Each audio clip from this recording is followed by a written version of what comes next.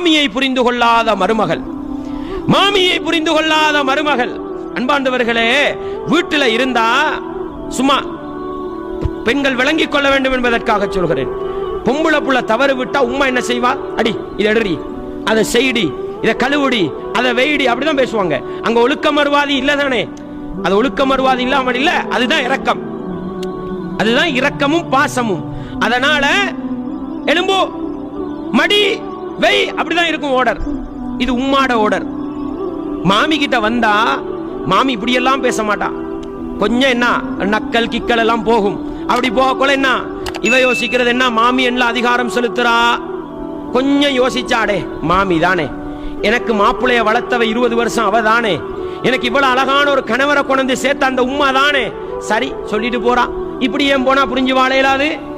இப்படி போனா ஏன் சந்தோஷமா வாழ இயலாது? மாமி ஒன்றை சொல்லிட்டா அதை தூக்கி பிடிக்கிறது. உம்மா சொன்னா அது கணக்கே கிடையாது. அன்பாண்டவர்களே, இந்த புரிந்துணர்வு இல்லாத பிரச்சனை, மாமியை புரிந்து கொள்ளாத மருமகள் தான் பிரச்சனை. மாப்பிள்ள தொழில் துறவுக்கு போய் வீட்டுக்கு வந்தா இவட முகத்தை பார்க்க இயலாது. ஏன்? தூங்கி போய் தொங்கி போய் இருக்கும். இப்ப போய் கேட்பாரு, என்னமா பிரச்சனை? உங்களோட உம்மாவோட இயலாவா? இவருக்கு பொஞ்சாதிர பேச்சு தலைக்கு பட்டுடும். இந்தா போய் உம்மாவோட சண்டை நடக்குதா இல்லையா?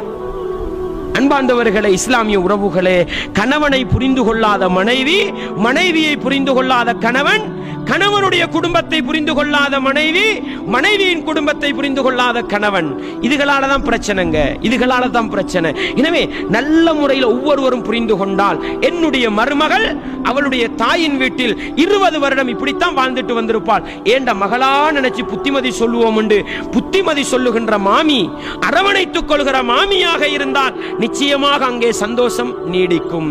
மாமி ஒரு புத்திமதி சொல்றாவா, மாமி ஒரு நல்ல விஷயத்தை சொல்லித்தாராவா, அத விரோதி சொல்ற மாதிரி பார்க்காம, ஏண்ட மாமி எனக்கு நல்ல ஒரு கணவனை வளர்த்து தந்த மாமி, நல்ல மாமி என்று அதை புத்திமதியா பார்த்தா வாழ்க்கை சந்தோஷமா ஓடும். அதை அட்வைஸா பார்த்து, கட்டளையா பார்த்து, இவன் எனக்கு சொல்ல வாரா, இவன் எனக்கு ஆர்டர் போட வாரா, அப்படி பார்த்தா அங்கதான் முசீபத்து, அங்கதான் அடிபடி ஆரம்பிக்கும். எனவே சகோதரர்களே, இப்படிப்பட்ட புரிந்துணர்வு இருக்க வேண்டும் என்பதை நானும் நீங்களும் மறந்துவிடக் கூடாது. அல்லாஹ்வுடைய தூதர் கணவன் மனைவிக்கு அழகான ஒரு செய்தியை சொன்னாங்க. என்ன சொன்னாங்க?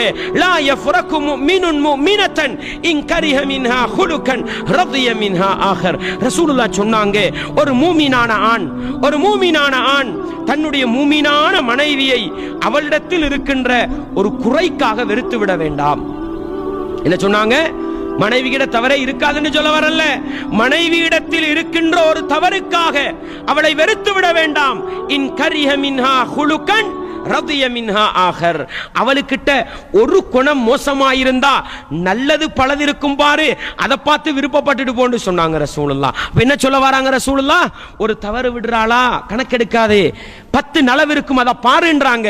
இது எல்லாத்துக்கும் வரும் சகோதரர்களே, இது எல்லாத்துக்கும் வரும். எனவே இப்படிப்பட்ட ஒரு புரிந்துணர்வு, இப்படிப்பட்ட ஒரு நல்ல ஒரு எண்ணம், அடுத்தவர்களுடைய செயல்களுக்கு நல்ல தன்மைகளை, நல்ல காரணிகளை சொல்கிற பக்குவம் இருந்தால் நிச்சயமாக நிம்மதியான, சந்தோஷமான, மகிழ்ச்சியான வாழ்க்கை அங்கேதான் இருக்கிறது என்பதை நானும் நீங்களும் ஒருபோதும் மறந்துவிடக்கூடாது.